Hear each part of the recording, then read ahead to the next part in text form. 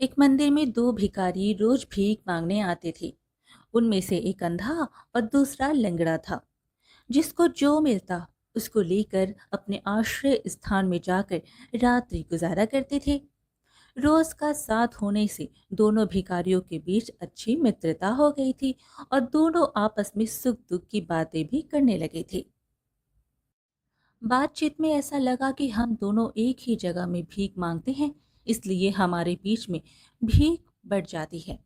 उसके बदले अगर हम अलग अलग मंदिर में भीख मांगने जाएं तो अच्छी भीख मिलेगी।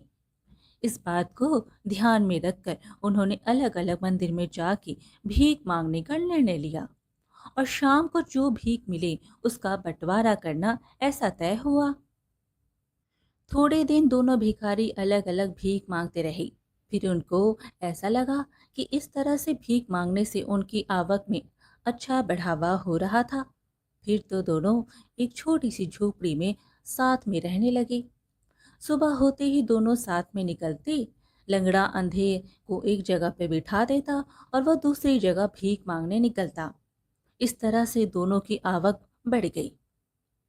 उन्होंने अब धंधा अच्छा चले इसके लिए एक योजना बनाई।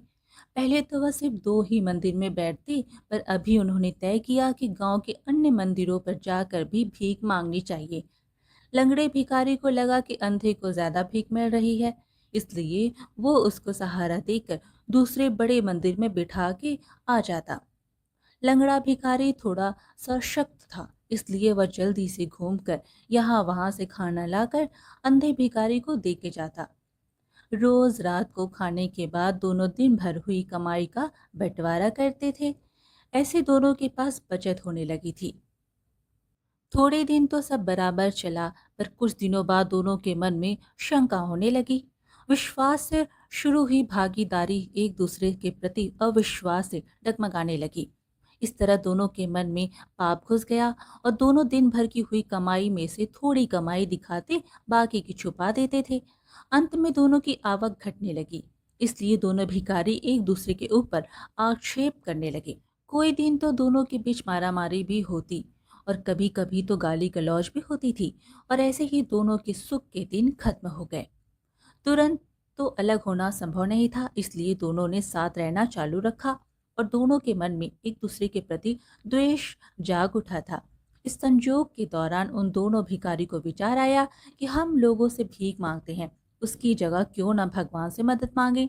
भगवान सबको देते हैं, तो हमको भी ना नहीं बोलेंगे।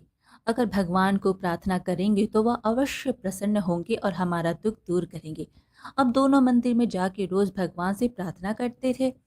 उन दोनों की भाव भरी भक्ति को देखकर भगवान प्रसन्न हुए और एक रात को स्वप्न में आकर जो मांगना हो वह मांगने को बोला। भगवान को तो यकीन था कि लंगड़ा पैर और अंधा आंखें मांग लेगा, ताकि दोनों पूरी तरह से स्वावलंबी होकर अपने पैरों पर खड़े रह सकें। फिर उनको एक दूसरे की सहायता की जरूरत नहीं पड़ेगी। ऐसे वह लोग खुशी से अपना पूरा जीवन गुजार सकेंगे। अब जरा विचार करो कि दोनों भिखारी ने भगवान से क्या मांगा होगा। सामान्य रीत से हमको मारने में ना आए तो ऐसा दोनों ने भगवान से मांगा। लंगड़े भिखारी ने मांगा कि हे भगवान, इस अंधे भिखारी को लंगड़ा बना दो ताकि वह ठिकाने पर आ जाए।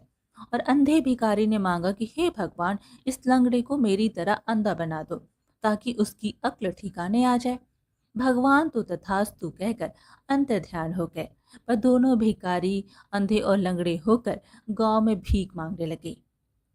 कहावत है कि इस प्रसंग के बाद भगवान ने वरदान देना ही बंद कर दिया और सबको अपने अपने भाग्य और कर्म पर छोड़ दिया।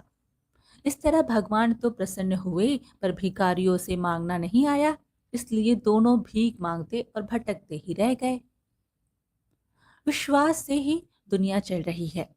एक दूसरे के प्रति इतना द्वेष कभी नहीं रखना चाहिए, क्योंकि यही द्वेष हमारी बुद्धि का सर्वनाश करता है। इससे हम पहले से भी ज्यादा कमजोर हो सकते हैं।